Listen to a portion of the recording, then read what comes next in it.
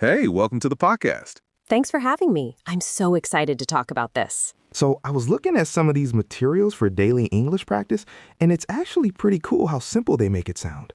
Right? It's all about those small, everyday interactions. Like Emily and Paul were talking about just grabbing a coffee. Wait, the coffee shop example was actually great. It's such a low-stakes way to practice. Exactly.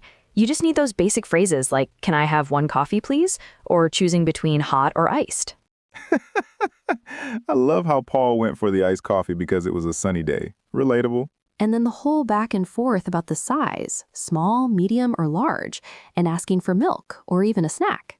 Oh, I noticed they even practice what to do when they don't have what you want, like the banana bread.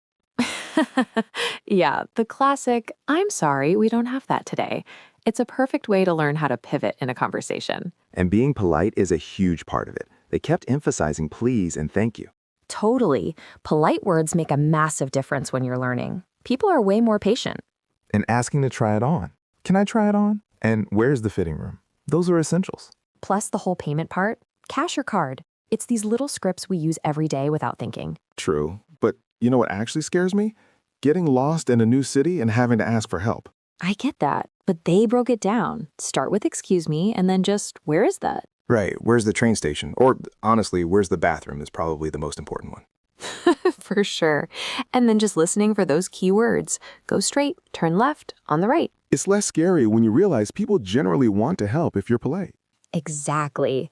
Now, moving past errands, what about actually meeting someone new, like at a party? That's where the what do you do and do you live here questions come in. And hobbies. I loved that tangent about playing the guitar and going hiking. It makes the conversation feel real. Actually, talking about hobbies is the best way to make a friend, right? Definitely. It leads right into making plans, like, are you free on Saturday? Or do you want to go to the park? Wait, what if you're actually busy though? I like that they showed how to say no politely. Yeah, just, I'm sorry, I'm busy. It doesn't have to be a big deal. Then you just suggest another day, like Sunday. And if all else fails, there's always the weather. The classic. It's a beautiful day, isn't it? Or complaining about the rain. It works every time. It really does. Even just standing at a bus stop, it's such an easy icebreaker. And then the exit. You can't just walk away.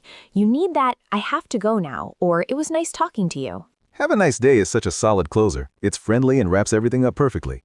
It really is. The biggest thing is just not being afraid to try. Most people are kind. Well, that was fun. Thanks for chatting. Yeah, catch you later.